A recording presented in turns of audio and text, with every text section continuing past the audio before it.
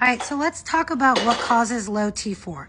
One thing I do want to call out on here in this comment is that T3 is lower end but normal range. Let me go ahead and tell you guys, in the current medical system, the last thing you want to be is normal within medical range, because normal within the medical system is barely getting by. That's not thriving.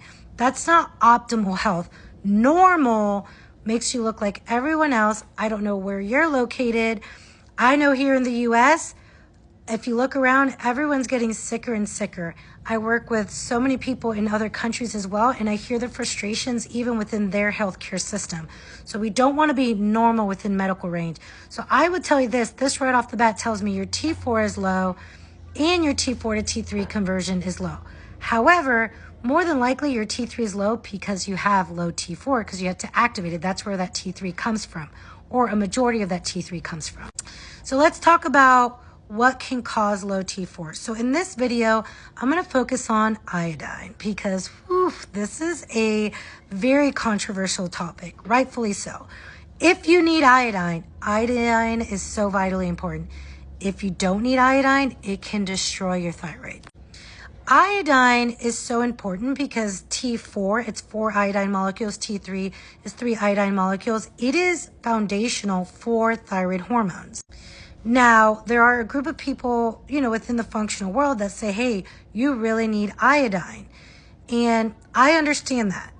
But there's another group that's like, no, you don't need iodine. There's iodine everywhere. It's being sprayed everywhere. It's an iodized salt. We're actually getting too much iodine.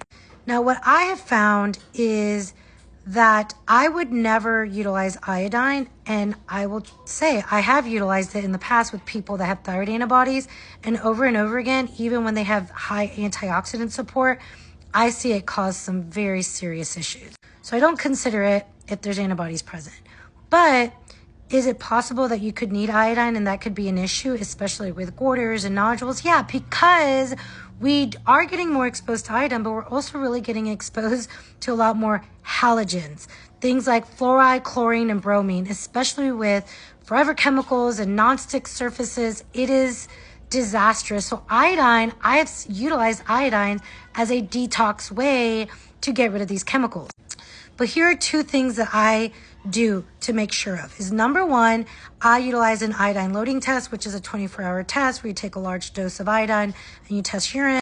And I keep an eye on iodine antibodies so those things aren't triggered. I don't go by iodine in serum because that's not going to be an accurate number.